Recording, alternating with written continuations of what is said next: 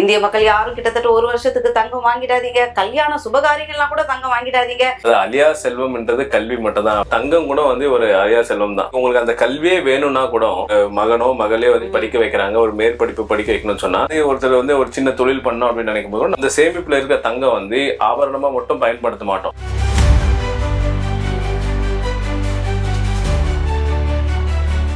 Work from ஹோம்க்கு நீங்க வந்து முன்னேற்பாடா நீங்க இருங்க அப்படின்னு சொல்ல கொஞ்சம் பயமா இருக்குது. பழையபடி ஏதாவது லாக்டவுனுக்கு ஏதாவது பண்ற மாதிரி வேலையை பண்ணிடுவாங்களோன்னு கொஞ்சம் பயமா இருக்குது. இப்போ நம்ம வந்து ஈரான் அண்ட் ரஷ்யாட்ட வந்து அந்த உறவு வந்து நல்லா மெயின்டைன் பண்ணியிருந்தால், அமெரிக்காவோட அழுத்தத்துக்கு வந்து நம்ம கட்டுப்படாம இருந்திருந்தால் இவ்வளவு பிரச்சனைகள் இருந்திருக்காது. வெஸ்ட் ஏஷியன் வாருக்கும் இந்தியாவோட கிரைசிஸ்க்கும் சம்பந்தம் இல்லை. இது செயற்கையா வந்து உருவாக்கப்பட்ட இந்தியன் கிரைசிஸ். மோடிஜியால உருவாக்கப்பட்ட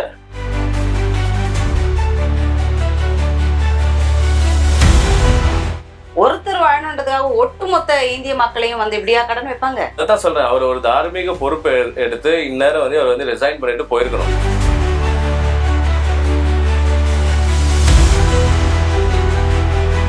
தேர்தலுக்கு பிந்தைய நாட்கள்ல கண்டிப்பா பெட்ரோல் டீசல் விலை ஏறுவதற்கு வாய்ப்புகளுக்கு அதெல்லாம் இல்லைன்ட்டு அந்த நேரத்துல சென்ட்ரல் கவர்மெண்ட் சொன்னாங்க. ஆனா சொன்ன மாதிரி இப்ப வந்து விலை ஏற்றத்துக்கான ஒரு அடித்தளம் போட்டு தானே வச்சு எல்பிஜி வந்து கமர்ஷியல் சிலிண்டர்ஸ் வந்து 1000 ரூபாய் ஏத்துனாங்க. இப்போ ஆர்பிஐ நேத்து சொல்லியிருக்காங்க, விலை ஏத்தாததுனால வந்து 1500 கோடி வந்து கிட்டத்தட்ட லாஸ் வந்திருக்கு அப்படின்னு சொல்றாங்க. அதனால விலை ஏற்றதை வந்து யாருமே தடுக்கவே முடியாது.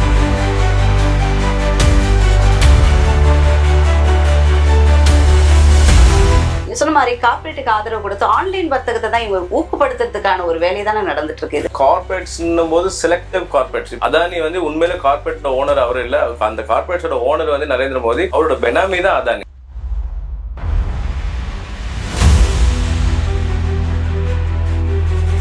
பஞ்சாப்ல வந்து 7 எம்பிஸ் வந்து இவங்க ஆம் ஆத்மி பார்ட்டில இருந்து போஸ்ட் பண்ணி எடுத்தாங்க. அது இல்லாம வந்து ஒரு 63 எம்எல்ஏஸ் வந்து பேசிட்டு இருக்கதா சொல்றாங்க. எங்க இருந்து இவ்வளவு பணம் வருது? இந்த குதிரை பேரம் பண்றதுக்கு எங்க இருந்து பணம் வருது?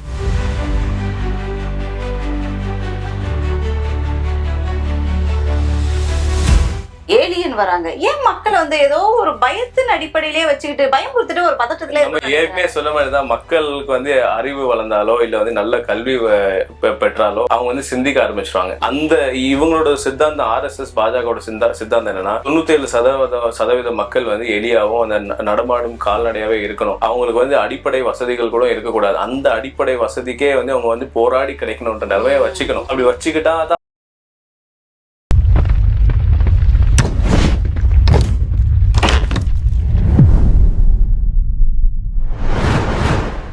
வணக்கம் நேயர்களே, இப்படிக்கு இவர்கள் யூடியூப் சேனலில் மீண்டும் உங்கள் அனைவரும் சந்திப்பதில் மிக மகிழ்ச்சி. நம்மளுடைய பொருளாதாரம் எந்த அளவுக்கு முன்னோக்கி இருந்தது, இப்ப எந்த அளவுக்கு நாம பின்தங்கி இருக்கிறோம், நிறைய விஷயங்கள் நம்ம பேச வேண்டியது இருக்கு நிகழ்ச்சியில.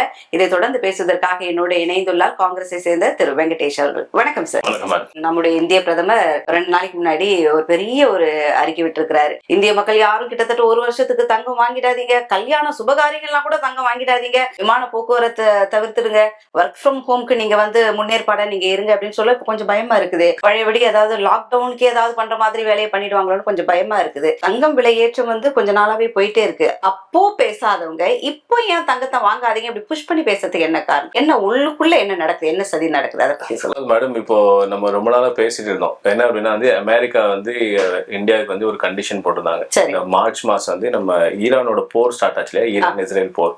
அது ஸ்டார்ட் ஆன ஒரு 10-15 நாள், அதாவது 16 மார்ச் நினைக்கிறேன், அந்த டைம்ல வந்து ஒரு கண்டிஷன் போட்டிருந்தாங்க. என்னன்னா வந்து ஒரு மாசத்துக்கு நீங்க ரஷ்யால இருந்து க்ரூட் ஆயில் வாங்குறதுக்கு விலக்கு கொடுக்குறேன்னாங்க. அப்ப நம்ம வந்து ரஷ்யாட்ட இருந்து வாங்கிட்டு இருந்தோம். அதுக்கப்புறம் மறுபடியும் என்ன பண்ணாங்க, இன்னும் ஒரு மாசம் வந்து விலக்கு கொடுக்குறோம் அப்படின்னு சொன்னாங்க. இவ வாங்கிட்டு இருக்கோம். இவ மே 16ஆம் தேதி அந்த விலக்கு முடியுது. மே 16, இன்னைக்கு என்ன 14, 4 அன்னைக்கு முடியுது. இப்போ மே 16க்கு மேல வாஷிங்டன்ல இருந்து அந்த விலக்கு வந்து கண்டினியூ ஆகுமா இல்ல இது இதோட ஸ்டாப் ஆயிருமா அப்படின்றது தெரியல. இது மோடிஜிக்கு மட்டுமே தெரிஞ்ச விஷயம். ஏன்னா வந்து அங்க சொல்லிட்டு இருப்பாங்க, ஒரு என்னன்னா வந்து எலெக்ஷன் சொல்லிருக்க, அதனால இந்த ஒரு எலெக்ஷன் ஒரு மாசத்துல நான் உன்னை விட்டுறேன் அப்படின்னு சொல்லியிருப்பாங்க. ஏன்னா அவரோட குடிமை ஆல்ரெடி வந்து வாஷிங்டன்ல இருக்கு, ட்ரம்ப் கையில இருக்கு. ட்ரம்ப் பலவாட்டி சொல்லிருக்காரு 24 மணி நேரத்துல நான் வந்து மோடியோட கவர்மெண்ட்டை காத்துறேன் அப்படின்னு சொல்லியிருக்காரு. அப்போ நம்ம எல்லா உலகத்துக்கே தெரியும் ஒரு பெரிய அளவுல வந்து ஒரு பிரச்சனையில வந்து மோடிஜி அங்க மாட்டிட்டு இருக்காரு. ஒண்ணு வந்து இந்த அதானியோட இந்த மேட்டர் இந்த கேஸ் போயிட்டு இருக்கு. செகண்ட் திங் வந்து எப்ஸ்டைன் ஃபைல் வந்து அதுவும் தீவிரமா போயிட்டு இருக்கு. அதனால வந்து அதுக்கு பின்னணியில என்ன உண்மை இருக்குன்றது மோடிஜிக்கும் வாஷிங்டனுக்கும் சிஐஏக்கு மட்டும் தான் தெரியும். சரிங்களா? அப்போ இவர் வந்து இந்த நெருக்கடி வராது, பெட்ரோல் வந்து நமக்கு தட்டுப்பாடு வராது, பெட்ரோல் விலையை ஏத்த மாட்டோம், எல்பிஜி விலையை ஏத்த மாட்டோம், எல்பிஜி தட்டுப்பாடு வராதுன்றது எலெக்ஷன் வரைக்கும் சொல்லிட்டு இருந்தாங்க. அது முதல்ல சொல்ல வேண்டியதுன்னா, நீங்க இந்த 7 இது வந்து டிமாண்ட் நீங்க வச்சீங்க இல்லையா பப்ளிக்ட, அது நீங்க எலெக்ஷனுக்கு முன்னாடி தானே வச்சிருக்கணும். அப்ப எலெக்ஷனுக்கு முன்னாடி அந்த மாதிரி எந்த ப்ராப்ளம் இல்லைன்னு சொல்லிட்டு அசாம்ல எலெக்ஷன் வின் பண்ணீங்க, பாண்டிச்சேரியில வின் பண்ணீங்க, பெங்கால்ல வின் பண்ணீங்க. அப்போ மக்களுக்கு வந்து போலியான ஒரு பின்பத கட்டமைப்பு பண்ணி வின் பண்ணிட்டீங்க. இப்போ வந்து இந்த மாதிரி சொல்றது எப்படி நியாயமாகும்? இது வந்து ஒர்க் ஃப்ரம் ஹோம் இது ஒரு பக்கம் இருந்தாலுமே கூட இந்த ஒர்க் ஃப்ரம் ஹோம்ன்றது வேலை செய்யறவங்களுக்கு வந்து ஒரு உளவியல் ரீதியான ஒரு பாதிப்பு உண்டாக்குது அப்படின்ற நம்ம அந்த சைக்காலஜிக்குள்ள வந்து அது அடுத்த கட்டம் போகும். அதாவது வந்து வீட்ல இருந்து ஒர்க் பண்ண பிரைமரிலி ஃபர்ஸ்ட் இவங்க எதுக்கு இது சொல்றாங்க அப்படின்றத நம்ம பார்க்கணும். நம்ம ரொம்ப காலமா வந்து இது சொல்லிட்டு இருக்கோம். என்ன அப்படின்னா வந்து ஈரான் கூட வந்து நம்ம வெளி உறவு கொள்கையை வந்து நம்ம ஃபாரின் பாலிசிஸ் வந்து ரொம்ப மாத்திக்கிட்டோம். ஏன்னு கேட்டா வந்து அமெரிக்காவோட பிரஷர்ல நம்ம வந்து மாத்திக்கிட்டோம். நான் வந்து ஏற்கனவே பல வீடியோல சொல்லியிருக்கேன். நேருஜியா இருந்தாலும் இந்திரா காந்தியா இருந்தாலும் இவங்க வந்து பாத்தீங்கன்னா ஈரான் கூட வந்து ஒரு நல்ல ரிலேஷன்ஷிப் வந்து இது பண்ணிருந்தாங்க. அமெரிக்காவோட அழுத்தம் எவ்வளவு இருந்திருந்தாலும் ஸ்விஃப்ட் பேங்கிங்லாம் வந்து ஸ்டாப் பண்ணிருந்தாலும் நம்ம இந்திய ரூபாயிலையும் ஈரானி ரியால்லையும் வந்து நம்ம தொடர்ந்து வர்த்தகம் பண்ணிட்டு தான் இருந்தோம். ஈரான்ல இருந்து நம்ம வாங்கிட்டு இருந்தோம். இது வந்து பாத்தீங்கன்னா ஸ்ட்ராட்டஜிக்கலி நமக்கு என்ன அட்வான்டேஜ் அப்படின்னு கேட்டீங்கன்னா, உலக மார்க்கெட்ல வந்து க்ரூட் ஆயில் கிடைக்கிற ரேட்டோட நமக்கு டிஸ்கவுண்டட் பிரைஸ் $10 to $15 டிஸ்கவுண்டட் பிரைஸ்ல கிடைச்சிட்டு இருந்தது. ஒன்னு. ரெண்டாவது வந்து நமக்கு வந்து அவங்க வந்து 30 days கிரெடிட் கொடுத்துட்டு இருந்தாங்க. நம்ம வந்து அங்கிருந்து 5 நாள்ல வந்து க்ரூட் ஆயில் வந்து அங்கிருந்து ஏத்துனாங்கன்னா இங்க 5 நாள்ல வந்துடும். சுத்திகரிப்பு ஒரு 5 நாள். அது வந்து இதுக்கு வந்து அங்கிருந்து சுத்திகரிப்பு பண்ணி அந்த இது பெட்ரோல் பங்க்ஸ்க்கு எல்லாம் போறதுக்கு ஒரு 5-6 நாள். அதுக்கப்புறம் பாத்தீங்கன்னா இன்னொரு 5-6 நாள்ல வந்து அது விற்பனை ஆயிரும். அப்போ அந்த 20-25 நாள்ல வந்து பாத்தீங்கன்னா நம்ம வாங்குற கச்சா எண்ணெயை சுத்திகரிப்பு பண்ணி டிரான்ஸ்போர்ட் பண்ணி ரீட்டைல்ல போயிட்டு வித்து பணம் ஆயிரும். அப்போ அந்த அதுக்கு மீதி 10 நாளுக்கு நமக்கு இன்ட்ரெஸ்ட் கிடைக்கும். சோ அந்த மாதிரி ஒரு கட்டமைப்பை உருவாக்கி வச்சிருந்தோம். அப்போ நமக்கு வந்து காசே இல்லாம நம்ம வந்து க்ரூட் ஆயில் வாங்கி நம்ம விற்பனை பண்ணி நம்ம அதை சம்பாதிக்க முடியும். அப்போ ஓஎன்ஜிசி வந்து பாத்தீங்கன்னா 2014 யூபிஏ கவர்மெண்ட் காங்கிரஸ் கவர்மெண்ட் விட்டு போகும்போது 13,000 கோடி ரிசர்வ் ஃபண்ட் இருந்தது. உங்களுக்கு புரியுதா?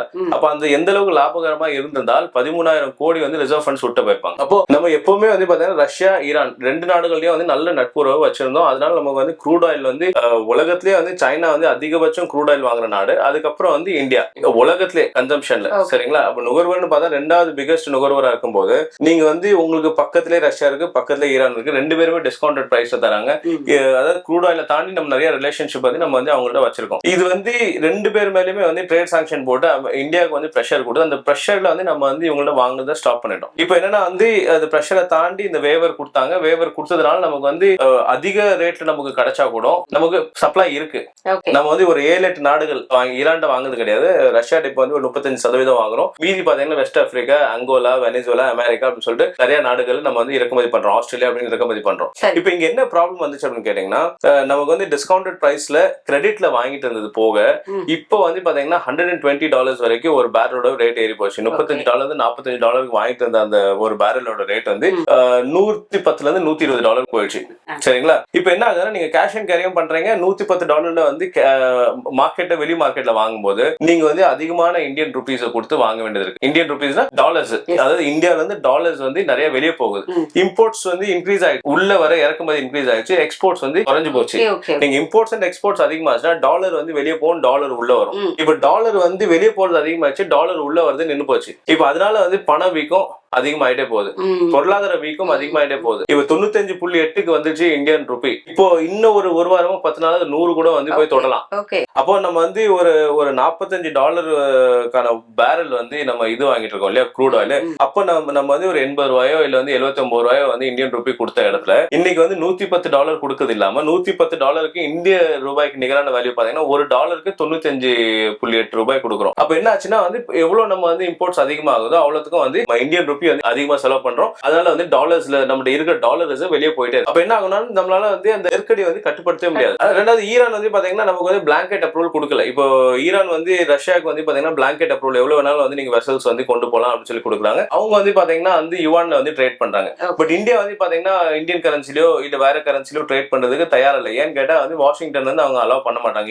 இந்தியா டாலர்ஸ் தான் பை பண்ணணும் அப்படின்னு பிரஷர் கொடுக்கறதுனால அதனால வாங்க முடியல. இப்ப நமக்கு வந்து பாத்தீங்கன்னா 11 வெசல்ஸ் மட்டும் தான் வந்து விட்டுருக்காங்க. ரொம்ப கேர்ஃபுல்லா வந்து ரொம்ப அத்தியாவசியமா இருக்குன்னா அந்த வெசல்ஸ் மட்டும் வந்து விடுவாங்க. மத்த வெசல்ஸ் வந்து அந்த ஹார்மோஸ் வந்து கடக்க முடியாது. உங்களுக்கு புரியுதா? இப்போ நம்ம வந்து ஈரான் அண்ட் ரஷ்யாட்ட வந்து அந்த உறவு வந்து நல்லா மெயின்டைன் பண்ணியிருந்தால், அமெரிக்காவோட அழுத்தத்துக்கு வந்து நம்ம கட்டுப்படாம இருந்திருந்தால் இவ்வளவு பிரச்சனைகள் இருந்திருக்காது. வெஸ்ட் ஏஷியன் வாருக்கும் இந்தியாவோட கிரைசிஸ்க்கும் சம்பந்தம் இல்லை. இது செயற்கையா வந்து உருவாக்கப்பட்ட இந்தியன் கிரைசிஸ். புரியுதா? மோடிஜியால உருவாக்கப்பட்ட கிரைசிஸ். மோடிஜி வந்து இவங்களுக்கு வந்து வாஷிங்டன் வந்து இவங்க குடிமையை பிடிக்காம இருந்தா, இவர் அந்த அழுத்தத்துக்கு வந்து கட்டுப்படாம இருந்தா இவ்வளவு பிரச்சனை வந்திருக்காரு. ஒருத்தர் வாழணுன்றதுக்காக ஒட்டுமொத்த இந்திய மக்களையும் வந்து இப்படியா கடன் வைப்பாங்க? அதான் சொல்றேன், அவர் ஒரு தார்மீக பொறுப்பு எடுத்து இந்நேரம் வந்து அவர் வந்து ரிசைன் பண்ணிட்டு போயிருக்கணும். இன்னும் ரிசைன் பண்ணிட்டு போயிருக்கணும்.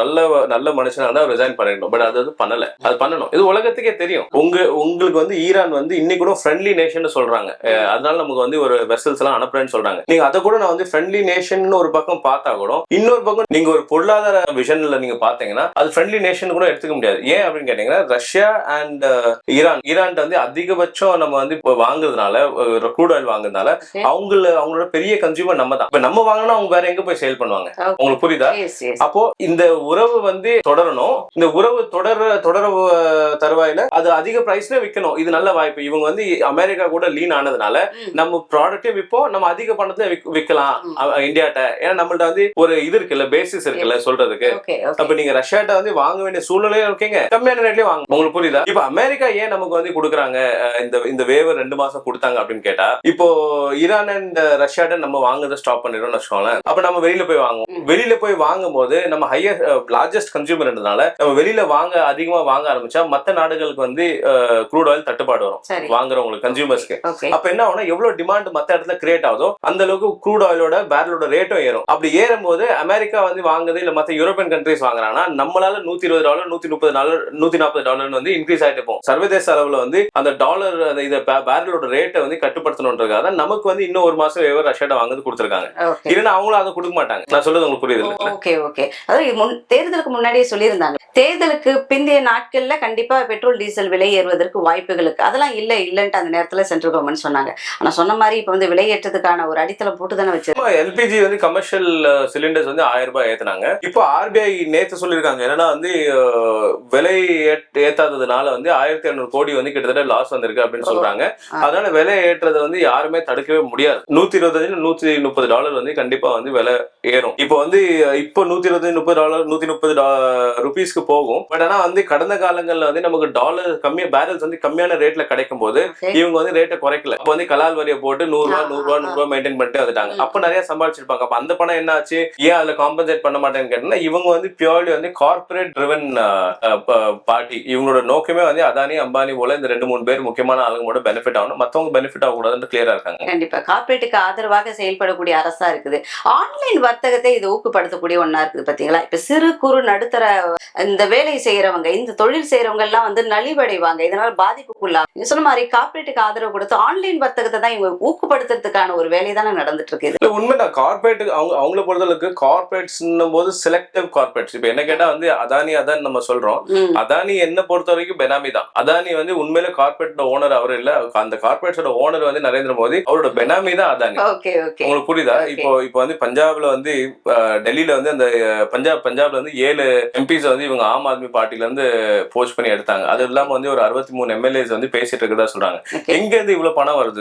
இந்த குதிரை பேரம் பண்றது எங்க இருந்து பணம் வருது? ஃபுல்லா வந்து இந்த அதானின்ற ஒரு பிசினஸ் வந்து பாத்தீங்கன்னா மோதியோட மறைமுகமா நடத்துற ஒரு பிசினஸ். அந்த பிசினஸ் இருக்க பணத்தை வச்சுதான் இவர் எல்லாம் வந்து பேரம் பேசி, குதிரை பேரம் பேசி வாங்குறது எல்லாமே இங்கதான் பண்றாங்க. சோ இவங்களை பொறுத்தளவுக்கு இந்த நாடு மொத்தமா சுரண்டி இவங்க அந்த 4 பேர், அது இல்லாம ஒரு 80-100 பேர் இருக்காங்க, அவங்க மட்டும் வந்து செழிப்பா இருக்கணும். மத்த மக்களை பத்தி அவங்களுக்கு அவ்வளவு சுத்தமா இல்லவே இல்லை. அதாவது பிரதமர் மோடி அவர்கள் தங்கம் வாங்கக்கூடாது, 1 வருஷத்துக்கு கிட்டத்தட்ட எந்த சுபகாரியத்தை கூட வாங்காதீங்க அப்படின்னு சொல்லிட்டாரு.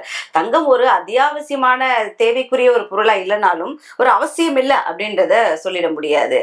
இது வந்து நம்முடைய இந்திய மக்கள், இந்திய குடும்ப பெண்கள், இல்லத்தரசிகள் இந்த தங்கத்துக்கு ரொம்ப முக்கியத்துவம் கொடுப்பாங்க பாத்தீங்களா? அதுவே வேண்டானும் போது மக்களுக்கு என்னடா அப்படின்ற மாதிரி தோணுது. தமிழ்நாட்டு மக்களுக்கு இது ஒன்றும் பிரச்சனை இல்லை, ஏன்னா மாமாவே வந்து சிஎம் ஆயிட்டாரு அப்படின்றதால அவங்களுக்கு எப்படி கொஞ்சம் தங்கம் கிடைச்சிரும். இப்போ மாமா வந்து கஜானா காலியா இருக்கு அப்படின்னு சொல்லிருக்காரு. மாமா கஜானால எப்ப பணம் வரும், எப்ப தங்கத்தை கொடுக்குறாரு அப்படின்னு நம்ம வெயிட் பண்ணி பார்ப்போம். அதனால தமிழ்நாடு அரசியல் இப்ப வேண்டாம். இது ஃபர்ஸ்ட் வந்து இவரு மோடிஜி வந்து வாங்க வேணாம்னு சொல்லிருக்காரு இல்லையா, அதை பத்தி பேசுவோம்.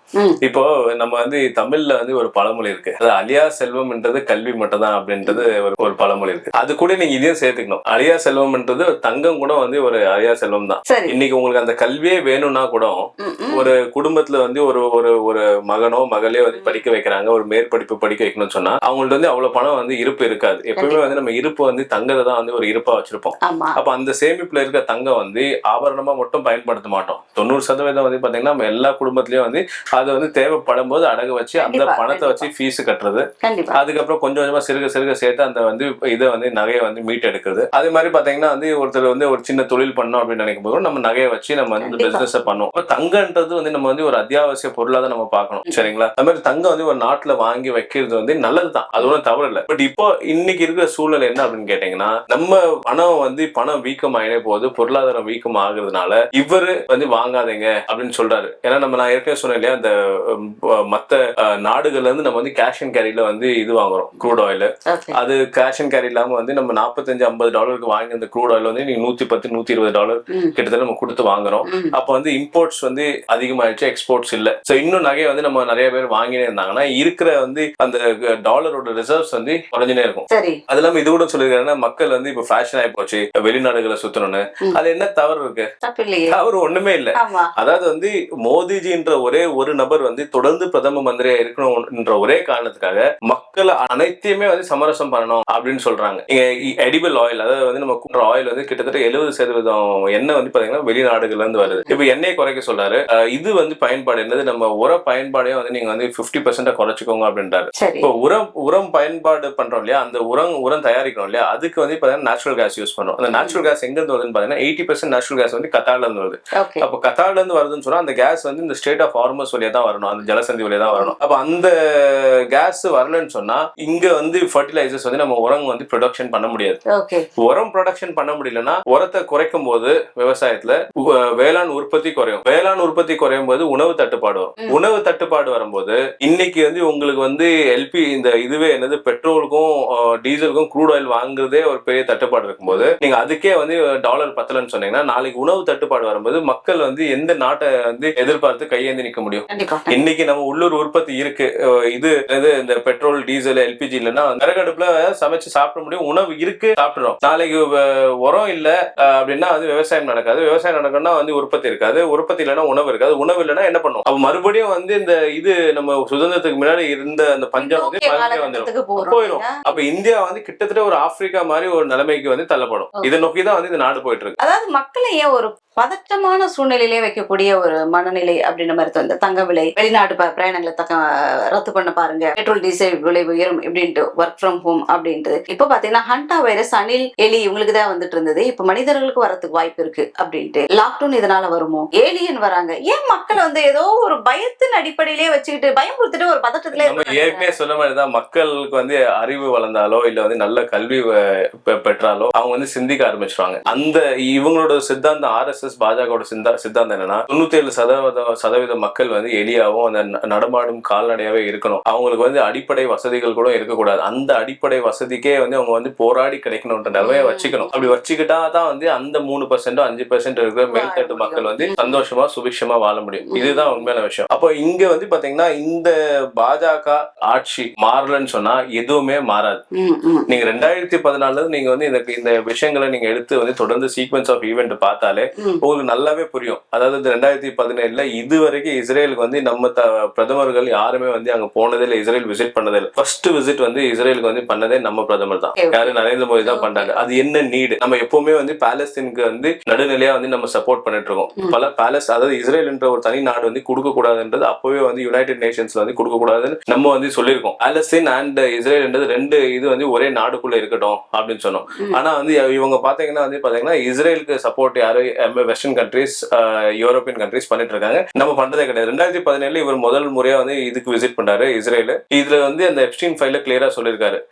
நான் சொன்ன மாதிரி பாட்நாள் வந்து ட்ரம்ப் வந்து கவர முடியும்னு சொன்னாரு. அவர் பண்ணாரு, அது ஒர்க் அவுட் ஆச்சுன்னு சொன்னாரு. அப்ப அதுக்கு முன்னாடி என்ன தவறுகள் நடந்திருக்கு, என்ன பிரச்சனையை வந்து மோடி சந்திச்சிட்டு இருக்காரு, எதனால வந்து அங்க போயிட்டு இம்ப்ரெஸ் பண்றாரு ட்ரம்ப், இந்த மாதிரி நிறைய விஷயங்களை பார்க்கணும். அதுக்கப்புறம் பாத்தீங்கன்னா ஈரான்ல இருந்து நம்ம வந்து இது க்ரூட் ஆயில் வாங்குறது நிறுத்திடும். ஈரான்ல நம்ம க்ரூட் ஆயில் வாங்குற பெனிஃபிட் அளவுக்கு வந்து உலகத்துல எங்கேயுமே நமக்கு அந்த பெனிஃபிட்டே கிடைக்காது. ஏன்னா ரொம்ப பக்கத்திலே இருக்கு, தடிக்கு விழுந்தா ஈரான். அங்க இருந்து நீங்க வந்து இந்த வாங்குறீங்கன்னா உங்களுக்கு டிஸ்கவுண்ட் பிரைஸ்ல கிடைக்குது. உங்களுக்கு வந்து அங்க இருந்து வெசல் கிளம்பிச்சா 2 நாள் வெசல் வந்துடும், 2-3 நாள்ல வெசல் வந்துடும். வந்துச்சுன்னா சுத்திகரிப்பு ஒரு 5 நாள்ல பண்ணிடலாம். ஒரு 10-15 நாள் வந்து அது இது சில்லறை வியாபாரத்துக்கு போயிட்டு அங்க வந்து வியாபாரம் ஆகி பணமா ஆயிரும். அப்ப நீங்க எதுக்காக நீங்க வந்து ஈரான்ல இருந்து வாங்குறதை நிறுத்துறீங்க? உங்களுக்கு என்ன விஷயம் ஸ்டாப் பண்ணுது? ஏன் அமெரிக்கா அழுத்தம் கொடுக்கும்போது நீங்க ஏன் வந்து அந்த அமெரிக்காவோட அழுத்தத்துக்கு நீங்க அடி பண்ணிடுறீங்க? அப்ப என்னவோ ஒண்ணு வந்து ஒரு பெரிய விஷயம் இருக்கு. அது கூட வந்து ஏன் ட்ரம்ப் வந்து வெளியிட மாற்றாரு சொன்னா வெளியிட்டா அன்னைக்கே வந்து இந்த ஷோவோட கிளைமேக்ஸ் முடிஞ்சிச்சா புது கவர்மெண்ட் வரும். புது கவர்மெண்ட் வந்து இவங்களுக்கு அடிமையா இருப்பாங்களா? இருக்க மாட்டாங்க. அப்ப அந்த பெனிஃபிட்டே வந்து தொடர்ந்து வந்து வாஷிங்டன் எடுக்கணும்னு முயற்சி பண்ணுது. தொடர்ந்து இந்த பிளாக்மெயில் பண்ணி அவங்களை வந்து நம்ம கட்டுப்பாட்டிலே வச்சுட்டு இந்த நாடு வந்து நமக்கு இவங்களை கட்டுப்பாட்டுல வச்சிருந்தா அந்த நாடு கட்டுப்பாட்டுல இருக்கும் அப்படின்னு தொடர்ந்து மிரட்டியே வந்து இது பண்ணிட்டு இருக்காங்க. அதனால வந்து மோடிஜியா இருந்தாலும் இந்த பாஜக இருந்தாலும் தார்மீக பொறுப்பை எடுத்து இந்த மக்களோட நலன் இந்த நாட்டோட நலன் கருதி இவங்க வந்து இந்த ஆட்சியை விட்டு ராஜினாமா பண்ணி போனோம். இது வந்து ஆட்சி மாற்றம் வந்தா மட்டும் தான் இந்த நாட்டை வந்து காப்பாற்ற முடியும். ஏன்னா இந்த மே 16க்கு அப்புறம் வந்து ஏதோ ஒரு பெரிய சேலஞ்சை நம்ம ஃபேஸ் பண்ண போறோம். இந்த மே 16 தான் வந்து கெடு. ஏன்னா வந்து இப்போ இந்த வெஸ்ட் ஏஷியா அதாவது வந்து ஈரான் வார் வந்து இன்னும் வந்து ஒரு செட்டில் ஆகாத சூழ்நிலை இருக்கு. ரஷ்யாட்ட வந்து நம்ம தொடர்ந்து வந்து இப்ப க்ரூட் ஆயில் வாங்க முடியுமா அது ஒரு கேள்விக்குறி. ஏன்னா இந்த விலக்கு கொடுத்திருந்தாங்க மே 16 முடியுது. இந்த மே 16க்கு அப்புறம் வந்து விலக்கு வந்து நீக்கிட்டாங்கன்னா நம்மளால ரஷ்யாட்டே வாங்க முடியாது. இவங்க வந்து வாஷிங்டன் நம்ம இவங்க ட்ரம்போட பேச்சை மீறி இவர் எதுவும் பண்ண மாட்டாரு. ஆமா, அதனால இவங்க வந்து தார்மீக பொறுப்பு எடுத்து ரிசைன் பண்ணிட்டா இந்த நாடோட இது மாறும். பாப்போம் மாற்றங்கள் நடக்குமா என்று. நிகழ்ச்சிகள் வந்ததுக்கு நன்றி வெங்கடேஷ். நன்றி மேடம்.